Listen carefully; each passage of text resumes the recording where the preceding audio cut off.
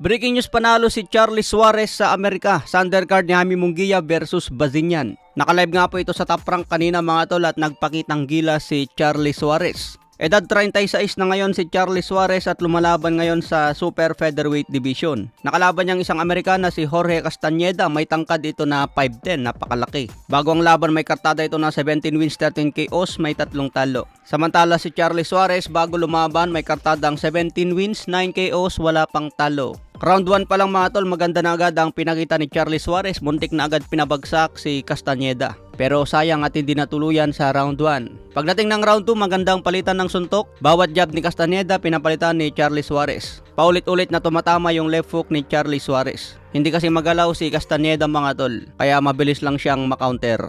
Maganda sana galawan ni Castañeda mga tol, in and out yung jab niya kasi napakalaki, mahaba yung galamay. So kahit sa puntusan mga tol, nakakalamang pa rin si Charlie Suarez dahil mabilis talaga kumounter.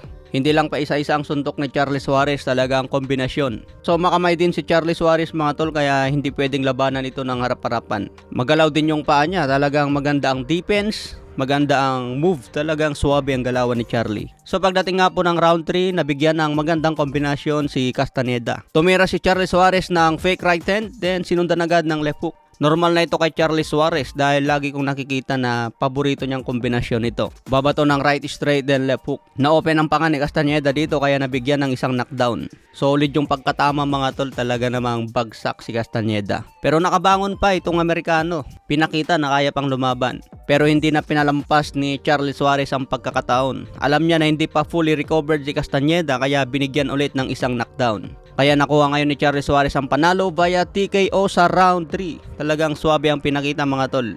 Pinakitaan niya si Bob Arum kung paano patumbayin ng isang 5'10". Kung matatandaan yung ginawa kong vlog nung isang araw, sabi ni Chavit Singson, kung manalo ngayon si Charlie Suarez, pwede na ito mabigyan ng isang championship fight. O kaya bigyan muna ng isang eliminator. Kaya sigurado tuwang-tuwa na naman si Chavit Singson dahil sa panalo ni Charlie Suarez. Si Singson na nga po ang manager ngayon ni Charlie Suarez pero hindi daw siya nakikinabang sa kikitain ni Charlie. Tinawagan daw ni Chavit Singson si Bob Arum para bigyan ng swabing laban si Charlie Suarez. Kailangan daw mapalaban ito sa isang titulo.